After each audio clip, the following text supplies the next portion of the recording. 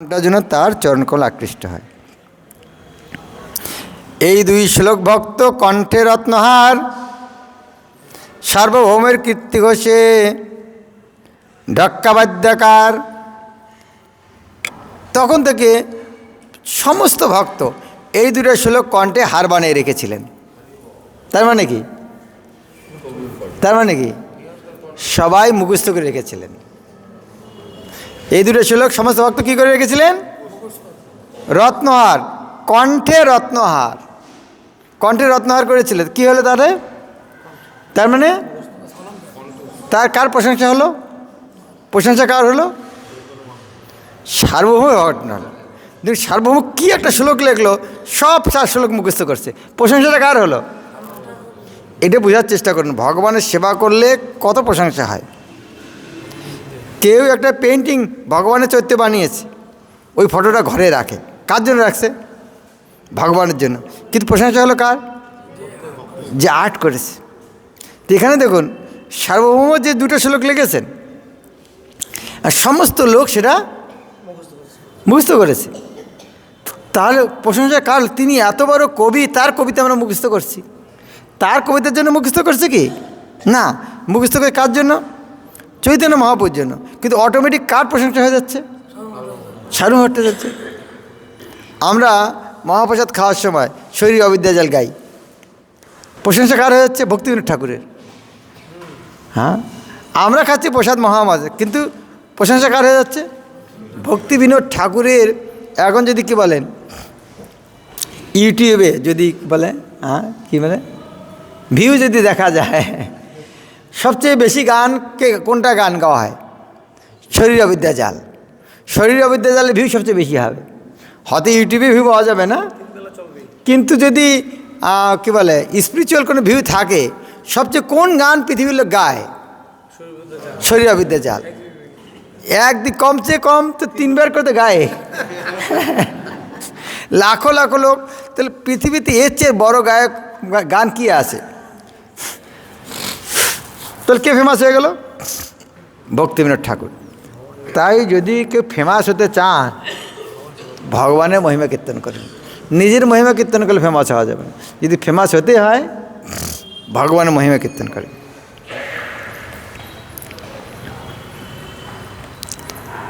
এভাবে একদিন কি হয়েছে, একদিন সার্বভৌম প্রভু আগে আইলা, নমস্কার করি শ্লোক পড়িতে লাগিলা। একদিন এসে একটা মহাপ্রভু প্রণাম করে একটা শ্লোক পড়া শুরু করছে। শ্লোকটা ব্রহ্মার প্রার্থনা। ব্রহ্মা তত্ত্ব অনুকম্পাং সুসমীক্ষমান। এই শ্লোকটা বলে দিচ্ছি। ব্রহ্মা প্রার্থনা করছেন ভগবানকে, বলছেন তত্ত্ব অনুকম্পাং সুসমীক্ষমান ভঞ্জানেব আত্মকৃতং বিপাকম হৃদ্বাগ বপুবীর বিদদান নমস্তে জীবে তো ভক্তি পদে সদায় ভাগ। ও লিখেছে কি? ভক্তি পদে সদায় ভাগ। ভাগবতের শ্লোক আছে মুক্তি পদে সদায় ভাগ, কিন্তু সার্বভৌম ভট্টাচার্য বলছে মুক্তি পদেশ দায়ভাগ না, বলছে ভক্তি পদেশ দায়ভাগ। দায়ভাগ মানে পৈতৃক সম্পত্তি বা ভগবত ধাম পৈতৃক সম্পত্তি। মহাপ্রভু বলছে তুমি কি করলে? এটা ভাগবতে মুক্তিপদ লেখা আছে, তুমি ভক্তিপদ বলছো কেন? বলছে মহাপ্রভু আপনার সঙ্গ প্রভাবে আর মুক্তি কথাটা আর বলতে ইচ্ছে করছে না, মুক্তিপদ না বলে ভক্তিপদ বলছে। তাই বলে তুমি ভাগবতের শ্লোক চেঞ্জ করে দেবে? বলছে না, যেখানে মুক্তি কথাটা শুনতে ইচ্ছে করে না, আপনার প্রভাবে মুক্তিটা আমাকে এখন বিষের মতো মনে হচ্ছে। চিন্তা কর। মহাপ্রভু বলছে না না, এখানে যে মুক্তির কথা বলা হচ্ছে মুক্তিপদ, এখানে হচ্ছে ওই মুক্তি থেকে মুক্তি, ওরাও তো একটা মুক্তি। যারা মুক্তি কামনা করছে তার সেই বাসন থেকে মুক্ত হওয়া উচিত কি না উচিত? হ্যাঁ কি না? যারা মুক্ত হতে চায় সেখান থেকে মুক্ত হওয়া উচিত কি না উচিত? তাহলে ওই মুক্তিকামীদের থেকে মুক্ত হওয়ার নাম হচ্ছে ভক্তি। তার মানে মুক্তি এক প্রকার ভক্তি। তাই ভাগবত এই শ্লোকে যে মুক্তিপদে, তাই কথাটা এটা পরিবর্তন করার দরকার নেই। এভাবে মহাপ্রভু তাকে বুঝালেন যে না, এভাবে তোমার শব্দ চেঞ্জ করার দরকার নেই। এভাবে মহাপ্রভু কিছুদিন পরে উনি ভাবলেন যে আমি একটু দক্ষিণ ভারত যাব। ভক্তদের সঙ্গে কথা বলছেন, না এটা হয় নাকি, কে ছাড়তে চায় মহাপ্রভুকে? যারা বুঝতে পারছে স্বয়ং ভগবান সার্বভৌম যেতে দেবে। তো মহাপ্রভু এক নাটক করলেন, বলছে আমার বড় ভাই বিশ্বরূপ সন্ন্যাস নিয়ে গেছেন, একটু খোঁজখবর নেওয়া দরকার কোথায় আছে, নাহলে মাকে কি বুঝাবো, অন্তত মাকে আমি সান্ত্বনা দিতে পারবো যে আমার ভাইয়ের খোঁজ করতে গেছি। তো আমি একটু দক্ষিণ ভারত যাব, আমার ভাই সন্ন্যাস নিয়ে কোথায় আছেন। চৈতন্য মহাপ্রভু স্বয়ং ভগবান, তিনি সব কিছু জানেন। বিশ্বরূপ তিনি চলে গেছেন ভগবত ধামে, কিন্তু তিনি তবুও পায়ে ঠান্ডা লাগলে না হাসি হয়। মহাপ্রভু জানেন তার ভাই ভগবত ধামে চলে গেছেন, কিন্তু যাতে একটু বাধা না দেয়, কেউ যদি বলে আমি দক্ষিণ ভারত ঘুরতে, কেউ অনুমতি দেবে? কিন্তু যদি বলেন না আমার ভাইয়ের খোঁজ করতে যাব, মাকে খবরটা দিতে হবে, তো এখানে না করবেটাকে তখন সার্বভৌম তো দিতে চায় না, তো দিলেন। আর নিত্যানন্দ সবাই পিছিয়ে পড়েছে, না আমরা সাথে যাব। বলছে মহাপ্রভু না, আমাকে তোমার জেদ করো না, আমি একা যাব, আমি তোমাদেরকে নেব, একজনকে নেব, আর একজন নারাজ হবে, আমি কাউকে নেব না। নিত্যানন্দ বোঝার চেষ্টা করছে, আসলে আমি আর আগে ঘুরেছি তো, সব রাস্তাগুলো জানা আছে, আমাকে যদি সাথে নাও তো রাস্তা ঘাটগুলো তোমার চিন্তা অসুবিধা হবে না।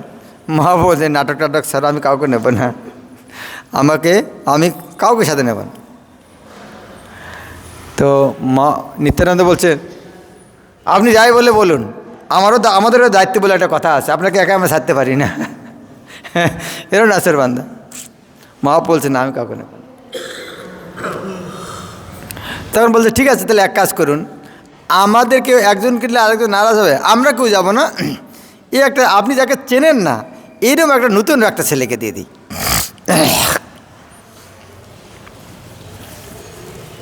একটা সরল ব্রাহ্মণ, এই কালাকৃষ্ণ দাস, একে সাথে দিচ্ছি, একে নিয়ে যাও। তো কালাকৃষ্ণ দাসকে তখন দিয়ে মহাপ্রভু তাকে নিয়ে চললেন।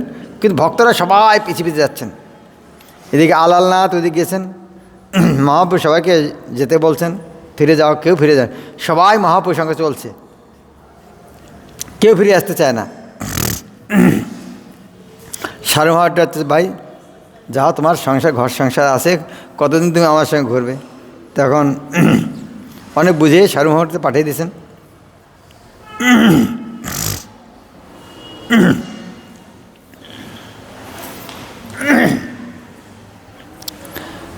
তারপরে নিত্যানন্দপ্রভু মুকুন্দ আরও কিছু দূর গিয়েছেন, এবং মহাপ্রভু ওখান থেকে যে গ্রামে কীর্তন শুরু করেছেন, কীর্তন শুনে সবাই আশেপাশে গ্রাম সবাই প্রেমে উন্মত্ত হয়ে গেছে। এবং ওইভাবে ভবিষ্যৎবাণী করলেন নিত্যানন্দ ওখানে যে আগে সমস্ত গ্রাম এইভাবে প্রেমে উন্মত্ত হবে। আর মহাপ্রভু ওখান থেকে সবাইকে ছেড়ে চলে গেলেন। আর মহাপ্রভুর বিরহে সবাই ওখানে বেহুশ হয়ে পড়ে গেলেন। মহাপ্রভু যাদেরকে এত প্রেম করেন, এটা আশ্চর্যের বিষয়, বর্ণনা করা আছে। এত প্রেম করেন, কিন্তু মহাপ্রভু ছেড়ে চলে যাচ্ছেন, অজ্ঞান হয়ে পড়ে গেছে, মহাপ্রভুর ফিরেও তাকাচ্ছেন না, মরে গেল না বেঁচে থাকলো ফিরে তাকাচ্ছেন। এত কঠোর, এত নরম, কিন্তু এই বিষয়ে এই মামলাতে এত কঠোর, তারা বেহুশে পড়ে গেছেন, ফিরেও তাকাচ্ছে না, বেঁচে আছে না মরে গেছে। তো কখনো কখনো উদ্দেশ্য কী বলে কর্তব্যকর্ম করার জন্য কঠোরতা প্রদর্শন করা দরকার আছে। তো মহাপ্রভু এভাবে ঘুরে এসে আবার জগন্নাথপুরী চলে আসেন 2 বছর পর। আমরা দক্ষিণ ভারতের কাহিনী আর বলছি না। 2 বছর পরে দক্ষিণ ভারতে যখন ফিরে এসেছেন, ফিরে আসার পর একে একে সব ভক্তের মিলন হয়েছে। অবশ্যই দক্ষিণ ভারতে রঙ্গনাথপুরী, পরমানন্দপুরী, অনেক রামানন্দের সঙ্গে মিলন হয়েছে, তাদেরকে সবাই বলছেন এখানে আস। মহাপ্রভু এখানে যখন ফিরে আসলেন 2 বছর পর, তখন স্বরূপ দামোদর আসলেন। মহাপ্রভু এখান থেকে আসার পরে অবশ্য তিনি আবার বৃন্দাবনে যেতে চান। বৃন্দাবন যাওয়া থেকে ঘুরে আবার চারিচন্দ্রপুর বললেন, ঘুরে আসলে রামকেলি থেকে ঘুরে আসছিলেন। তারপরে রামকেলি থেকে ঘুরে আসার পরে আবার একা চলে গেছেন বৃন্দাবনে। সে বৃন্দাবন থেকে ঘুরে এসে যখন আসলেন, এই টোটাল ওনার 2 বছর লেগেছে ঘুরে আসতে। যখন এই 2 বছর পর 2 বছর এদিকে সব মিলে প্রচারে 6 বছর চলে গেছে। আচ্ছা, 24 বছর সন্ন্যাসী ছিলেন, 6 বছর ঘোরাঘুরি পর 30 বছর থেকে এখানে ছিলেন। পরার যখন যে 30 বছর যে এখানে ছিলেন, সেই লীলাতে এখানে মহাপুরুর সঙ্গে যারা যারা ছিলেন, স্বরূপ দামোদর এসলেন, রঘুনাথ দাস গোস্বামী আসলেন, এদিকে বাকি তো প্রথম থেকে আছেন গোপীনাথ আচার্য, হরিদাস এদিকে আছেন, এদিকে রঙ্গনাথ পুরী, পরমানন্দ পুরী এসেছেন, রামচন্দ্র কবিরাজ রামচন্দ্র পুরী কিছুদিন এসেছিলেন, তারপরে গোবিন্দ, কাশীশ্বর পণ্ডিত এরা এসে মিলিত হলেন। এভাবে তারপরে যে লীলা 18 বৎসর, সেটা আমরা আজকে কালকে শুনবো, চারুচন্দ্রপুর মুখ থেকে শুনবো আমরা আরও। আমি তো এখন কতক্ষণ অনেকক্ষণ বললাম, 1.5 ঘন্টা, তো আমাদের আরও 1.5 ঘন্টা আছে। আমি চারুচন্দ্রপুরকে মাঝখানে 2-একটা লীলা বলার জন্য অনুরোধ করছি, তারপরে আমি শেষের দিকে আরেকটু বলব।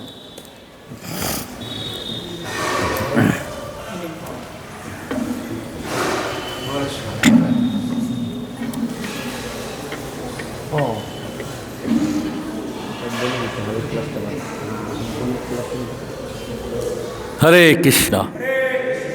সবাই দুহাত তুলুন। জয় শ্রীকৃষ্ণ চৈতন্য প্রভু নিত্যানন্দ শ্রী অদ্বৈত গদাধর শিবাসাদি গৌর ভক্তবৃন্দ। হরে কৃষ্ণ কৃষ্ণ কৃষ্ণ হরে হরে, হরে রাম রাম রাম হরে হরে, হরে কৃষ্ণ কৃষ্ণ কৃষ্ণ হরে হরে, হরে রাম রাম রাম হরে হরে, হরে কৃষ্ণ কৃষ্ণ কৃষ্ণ হরে হরে, হরে রাম রাম রাম হরে হরে। হরিনামে পাপ ক্ষয় হয় আর ঘুমও পালিয়ে যায়। কি ঘুম পালাইছে? অনেকেরই ঘুম ভাব চলে আসছে। হরে কৃষ্ণ। মহারাজ এতক্ষণ ধরে খুব সুন্দরভাবে চৈতন্য চরিতামৃত থেকে মহাপ্রভুর লীলা মহিমা বর্ণনা করছিলেন। চৈতন্য চরিতামৃত হচ্ছে লাড্ডুর মতো, যেখান থেকে কামড়াবেন সেখান থেকে মিষ্টি লাগবে, ঠক নেই, মিষ্টি। যাই হোক, তা মহারাজের ভিতরে বলছিলেন জগদানন্দ পণ্ডিত। জগদানন্দ পণ্ডিত ছিলেন মহাপ্রভুর একজন ঘনিষ্ঠ পার্ষদ, মহাপ্রভুর সময় অনেক সময় অতিবাহিত করেছিলেন। এখানে জগদানন্দ পণ্ডিতের সেবিত বিগ্রহ আছে, 27 আসনের, 7টা আসন আছে এখানে। তার একটা ওখানে জগদানন্দ পণ্ডিতের ভোজন কুটির আছে। আপনার যদি ওই পথ দিয়ে যাওয়া হয় তাহলে দর্শন করতে পারবেন। জগদানন্দ পণ্ডিত মহাপ্রভুর সঙ্গে কন্দল হতো। এই কন্দলটাকে নাম দিয়েছে রসকন্দল, মানে ঝগড়া হতো, রসকন্দল। মানে এই গণ্ডগোল বেশিক্ষণ থাকতো না। যখনই মহাপ্রভু যে বলতেন জগদানন্দ চলো, সকালে প্রসাদ পাবে, আর সঙ্গে সঙ্গে আর কোনো দুঃখ থাকতো না জগদানন্দ পণ্ডিতের। তার জগদানন্দ পণ্ডিত একসময় বাংলা থেকে মহাপ্রভুর জন্য তিলের তৈলটা একটা মহা ঔষধ। এটা যত পুরানো হবে মাটির নিচে রেখে দিয়ে ওইটা যদি 1 বছর বা 2 বছর পুরনো হয়, ওটা গায়ে মাখলে ঠান্ডা নিবৃত্তি হয়, ঠান্ডা থাকে না। তা মহাপ্রভুর জন্যে হাঁড়িতে করে, তখন তো হাঁড়ি ছিল মাটির হাঁড়ি বা কলসি, মাটির কলসিতে করে জগদানন্দ পণ্ডিত বাংলা থেকে, বঙ্গদেশ থেকে, তখন বাংলার, পশ্চিম বাংলার বাংলাদেশ একই ছিল, বঙ্গদেশ থেকে সুগন্ধি তিলের তৈল নিয়ে আসছেন মহাপ্রভুর জন্যে। তা মহাপ্রভুর সেবক ছিলেন গোবিন্দ। গোবিন্দকে বলছে, গোবিন্দ দা, এইটা মহাপ্রভুর যখন বিশ্রাম নেবে তখন গায়ে মাখিয়ে দেবেন, কারণ এতে কফ পিত্ত ঠান্ডা থেকে মুক্তি লাভ হবে। তখন গোবিন্দ বলছে, ঠিক আছে, আমি মহাপ্রভুর গায়ে মেখে দেব। তখন মহাপ্রভু বিশ্রাম নিচ্ছে, এমন সময় গোবিন্দ বলছেন যে জগদানন্দ পণ্ডিত সেই বাংলা থেকে তোমার জন্যে তিলের সুগন্ধি তেল নিয়ে আসছে, এটা গায়ে মাখলে ঠান্ডা কফ নিবৃত্তি হবে। কারণ আগে তো পায়ে হেঁটে হেঁটে পরিবহন করতো, তো আর গায়ে, মহাপুরুর গায়ে কোনো কিছু থাকতো কিনা, তুত্তরেও থাকতো, ঠান্ডা, আর এইরকম তো আর গরম কাপড় পাওয়া যেত না মনে হয়, তখন কম্বল টম্বল গাইতে চলতে হতো। তা বলছেন, দেখো আমি জানি এই তেলটা হচ্ছে সুগন্ধি, তা সন্ন্যাসী যদি সুগন্ধির তেল মাখে এবং সন্ন্যাসী লোকের মধ্যে দিয়ে হেঁটে যায়, তখন সবাই বলবে, আরে এই সন্ন্যাসীর কাছ থেকে এত সুগন্ধ বেরোচ্ছে, এ তো ধারী সন্ন্যাসী যাচ্ছে, মানে এই সন্ন্যাসী অনেক কামনা বাসনা আছে, বা এ খুব ভোগী সন্ন্যাসী, এরকম বলবে।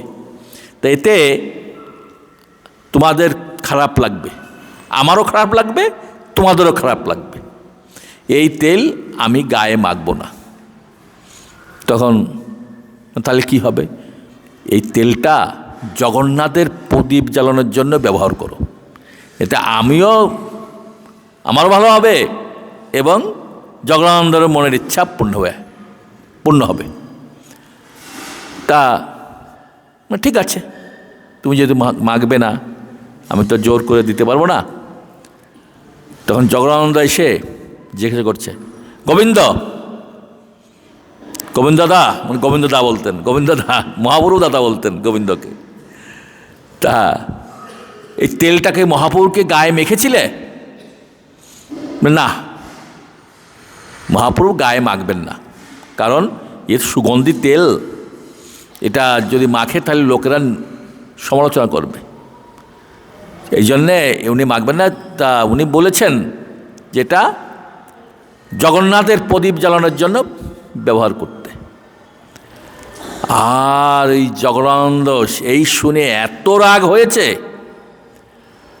মহাপ্রভু বসেছিলেন, মহাপ্রভুর সামনে এসে তেলের হাঁড়িটা এনে, মানে তেলের কলসিটা এনে সামনে দ্রম করে ফেলে দিয়েছে, আর বলছে, আমি কারো ভালো চাই না, কারো শান্তি চাই না, সুখ চাই না, কারো জন্যে আনিনি। আমি এইভাবে বলতে বলতে ওই হাঁড়িটা ফেলে ভেঙে জগন্নাথ ওই ভজন করে চলে গেছেন। উনি যেখানে জগন্নাথ থাকতেন, ওই শতাসন মাঠে গলিতে, কান্না করতে করতে। আর ওই তেলটা গড়িয়ে গড়িয়ে পড়ছে মহাপ্রভুর সামনে দিয়ে, সুগন্ধ বেরোচ্ছে। এবার জগন্নাথ 3 দিন 3 রাত খায়নি, ঘুমায়নি, দরজা বন্ধ করে শুধু কান্না করছে। এবার গোবিন্দ বলছেন মহাপ্রভুকে, আচ্ছা দেখো, তুমি জগন্নাথকে খেপিয়ে দিলে, আর ও যে 3 দিন 3 রাত খায় না, ঘুমায় না, শুধু কান্না করছে দরজা বন্ধ করে, তুমি কি একটু খোঁজ খবর নিয়ে দেখেছো সে কি করছে?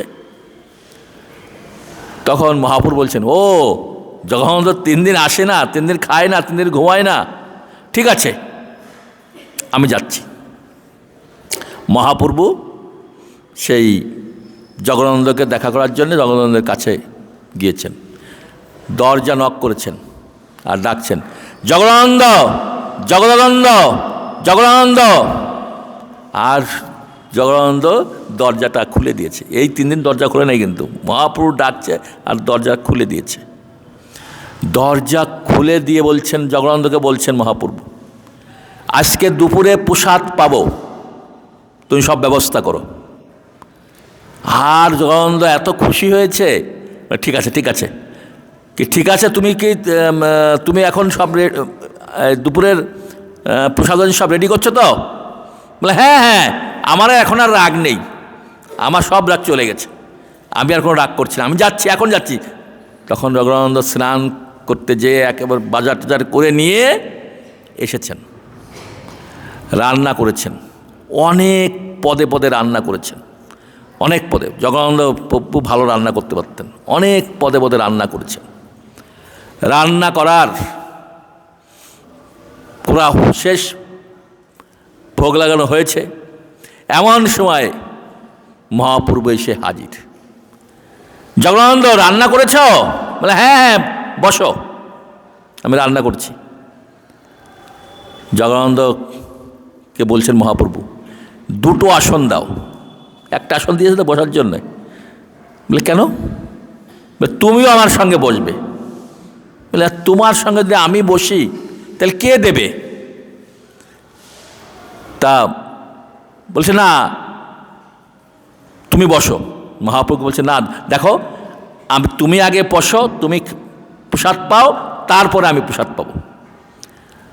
মহাপ্রভু বলছেন, জগদানন্দ প্রসাদ পাবে তো, না তুমি না খেয়ে থাকবে? তো না বাবা, আমার কোনো রাগ টাগ নাই, তুমি এখন এসেছো এখানে, আমার সব রাগ জল হয়ে গেল, আমার কোনো রাগ নেই। আমি কথা দিলাম, আমি তোমার প্রসাদ পাওয়ার পরে প্রসাদ পাবো। এইবার মহাপ্রভু প্রসাদ বসেছেন, প্রসাদ পেতে জগদানন্দ দিচ্ছেন শাক, কত রকমের শাক রান্না করেছেন। আমাদের বাংলাদেশে অনেক রকমের শাক পাওয়া যায়, ডেকি শাক, ছেঁচি শাক, কত পালন শাক, কত রকমের শাক, অনেক রকমের শাক রান্না করেছেন। দৈবী শাক বেশি পাওয়া যেত আগে বাংলাদেশে, এখন পাওয়া যায় না। অবনা শাক, এখন সব শাক ফার্মে চলে গেছে, ফার্মে তৈরি হয় শাক, অনেক রকম শাক রান্না আছে। মহাপ্রভুকে খেতে দিচ্ছে, অনেক রকম মোচা ঘণ্ট, অনেক রকম আইটেম করছে মোচা দিয়ে। তারপরে শুক্তা, কত রকম, বেগুন ভাজি, আলু ভাজি, পটল ভাজি, কত রকম ভাজি করেছে।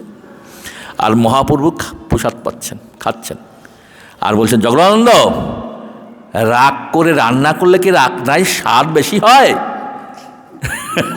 এখন জগদানন্দ বলতেছেন, না না না না, আমি রাগ করে রান্না করিনি, আমি খুব আনন্দ সহকারে রান্না করেছি তোমাকে দেওয়ার জন্যে। আমি রাগ করে রান্না করলে হয় পুড়ে যায়, নাহলে লবণ কম হয়, ঝাল বেশি হয়, তেল বেশি হয়, রাগ করে রান্না করলে সুস্বাদু হয় না। তখন মহাপ্রভু হাসছেন, আর জগদানন্দ খুব আনন্দিত হচ্ছেন, আর বলছে, এটা আরও দাও, আরও দাও, এটা আরও দাও। আর জগদানন্দ খুব আনন্দ পাচ্ছেন, হ্যাঁ, মহাপ্রভুর তৃপ্তি সহকারে প্রসাদ পাচ্ছেন, আনন্দ পাচ্ছেন। আপনারাও যখন মহারাজ যায়, যদি বলে এটা ভালো হয়েছে, তাহলে আর একটু দেয়।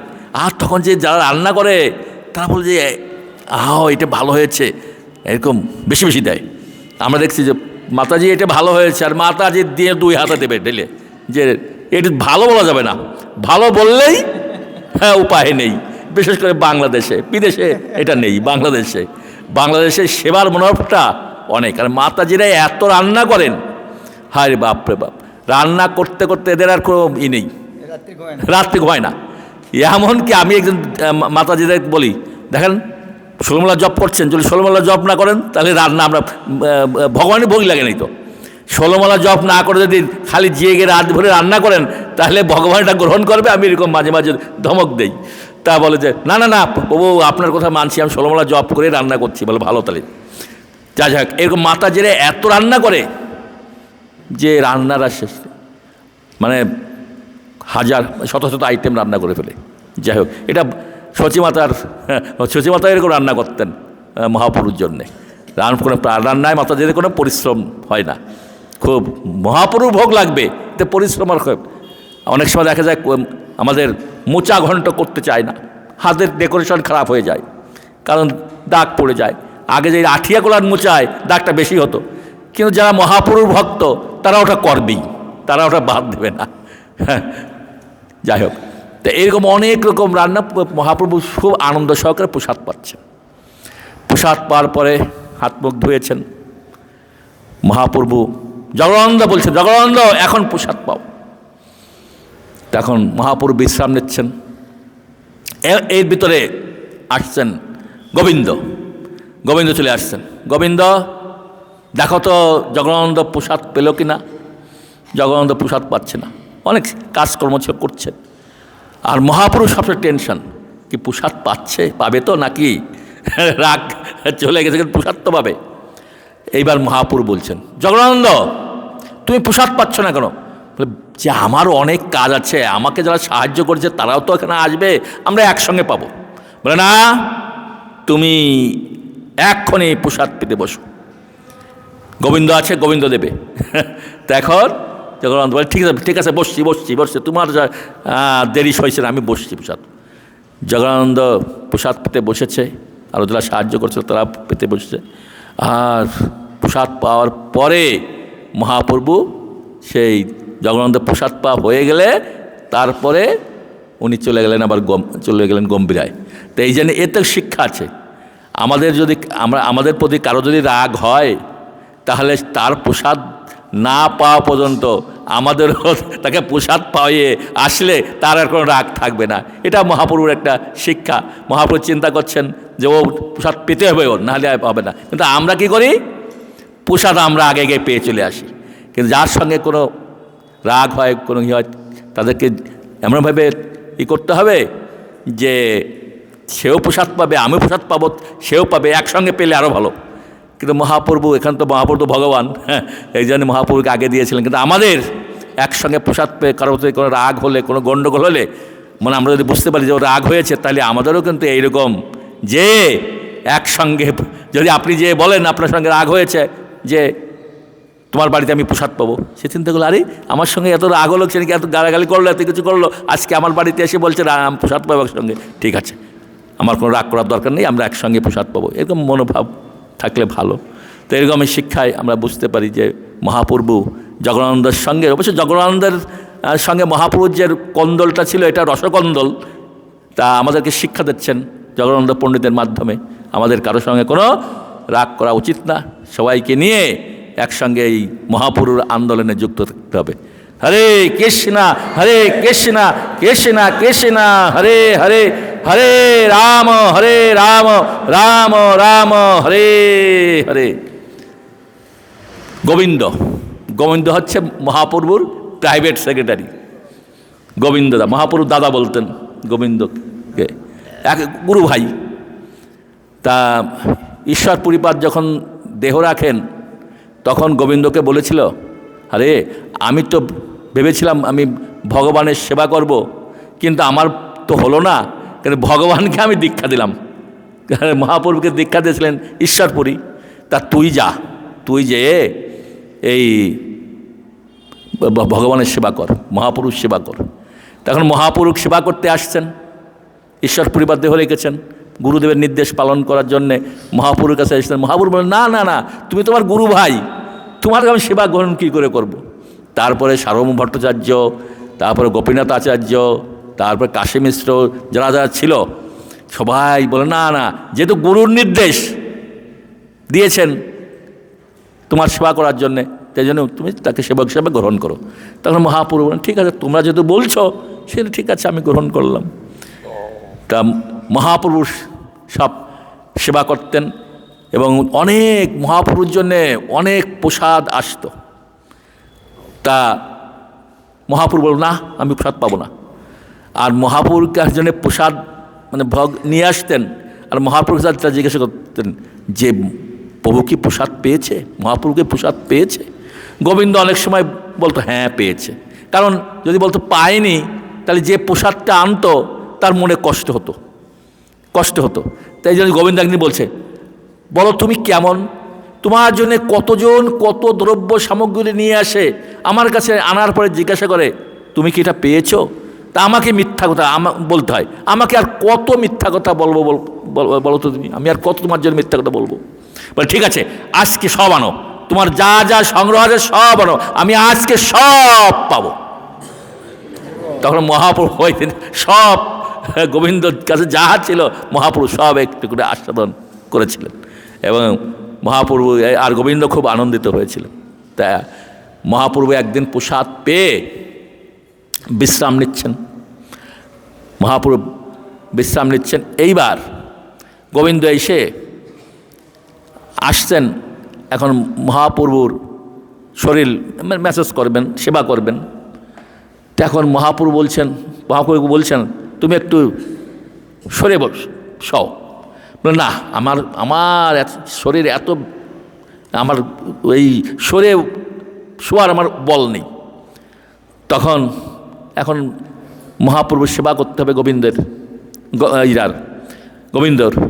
তা এখন কি করলেন উনি, একটা তোয়ালে বা গামছা ওনার শরীরের উপর দিয়ে ওই ডিঙিয়ে অন্য পাড়ে গিয়েছেন, যে সেবা করেছেন, মা ম্যাসাজ করেছেন, অনেকক্ষণ ধরে তেল দিয়েছেন গায়ে। তখন ওখানেই বসে আছে, আর যান না। মহাপ্রভু তখন ঘুম ভেঙেছে। মহাপ্রভু উঠে বলে, গোবিন্দ তুমি এখনো প্রসাদ পাও, তুমি এখনো যাওনি? বলে যাবো কি করে, তুমি তো শুয়ে আছো, তা আমি তোমার উপর দিয়ে যাবো কী করে? তুমি আসলে কি করে? বলে এসেছিলাম তোমার সেবা করার জন্যে, আর এখন আমার সেবা করার জন্যে আমার যেতে হবে। তা আমার সেবা করার জন্যে আমি অন্যায় করতে পারি না, তোমার সেবা করার জন্য আমি ডিঙিয়ে যেতে পারি, এতে অপরাধ হলেও কোনো সমস্যা নেই, কিন্তু আমার সেবা করার জন্যে আমি তোমাকে ডিঙিয়ে যেতে পারি না। তা এটাই আমাদের ভগবানের সেবা করার জন্যে অনেক কিছু আমরা করতে পারি, অনেক হতে পারে, কিন্তু ত্রুটি হতে পারে, কিন্তু আমার সেবার জন্যে কোনো ত্রুটি করা উচিত না। এটা শিক্ষা গোবিন্দ মহাপ্রভুর কাছ থেকে এই শিক্ষা আমাদের। তো এই জন্যে এই শিক্ষাগুলো আমাদের গ্রহণ করা উচিত, যে আমার সেবা করার জন্যে কোনো ত্রুটি থাকা উচিত না, কিন্তু গোবিন্দের সেবার জন্যে যদি